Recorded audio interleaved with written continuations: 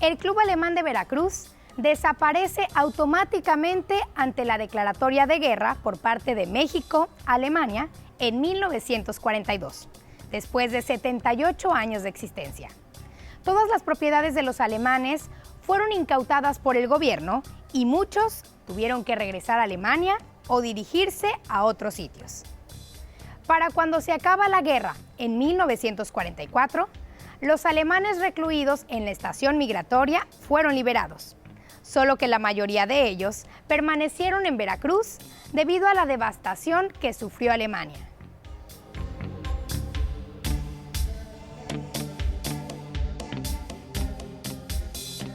Después de la Segunda Guerra Mundial, se siguió un poco el mismo lineamiento de mantener hasta donde fuera posible los negocios, las inversiones de los alemanes en México. Siguió también una cuestión bastante endogámica, aunque ya empezaron a romperla, ¿no?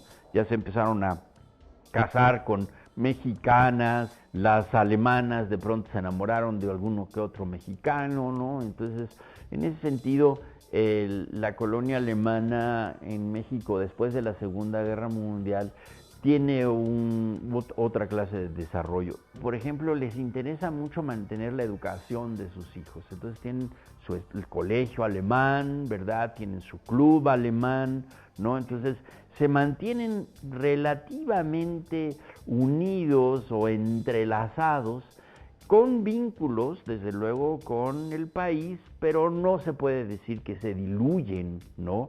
Como va a suceder con algunos españoles o como va a suceder con, digamos, algunos italianos o con algunos franceses o incluso con norteamericanos. El alemán, por lo general, se mantiene, ¿verdad?, como un ente que tiene un ojo puesto en Alemania y un ojo puesto en sus negocios en México. Yo creo que esto ya cambió bastante, ¿no? Ya para, digamos, la segunda mitad del siglo XX, ya no se iban los alemanes a casar a Alemania y a traerse a la esposa para tener los hijos alemanes aquí, ¿no? Sino que se encontraban con alguien aquí en México, pues entonces armaban sus familias aquí. Y entonces ya tenemos combinaciones interesantes, ¿no? Como Gómez Barnholz, ¿no? O como Sánchez Düring y cosas de ese tipo, ¿no? Que ya plantean, digamos, si no una amalgama, sí por lo menos una presencia relativamente distinguida, que eso no hay que dejarlo fuera. El alemán sigue por lo general vinculado a las élites. Es muy raro encontrar alemanes, por ejemplo, en el mundo popular, en el mundo de los barrios, en el mundo proletario, ¿no? O sea, sí están, yo no quiero decir que no estén, pero los alemanes por lo general se distinguen, ¿verdad?, porque están insertados en la élite. Muchos fueron los ámbitos en los que destacaron los alemanes. Dos de ellos muy relevantes porque impactaron en las manifestaciones artísticas mexicanas. Por un lado está la música, donde no solo fueron grandes importadores de instrumentos, sino que también incursionaron en la impresión de la música mexicana, como los valses de Juventino Rosas, que se imprimieron en la Casa Wagner. Por otro lado, el arte pictórico, sobre todo en el grabado.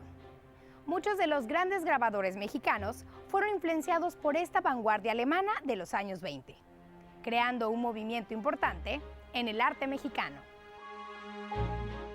La migración alemana, que por lo general tiene, digamos, una aceptación bastante alta, ¿no? Porque el alemán frente al estereotipo, digamos, o presentado como estereotipo de alemán frente a los mexicanos, pues es un hombre industrioso, honesto, recto, estructurado, probablemente demasiado rígido, ¿no?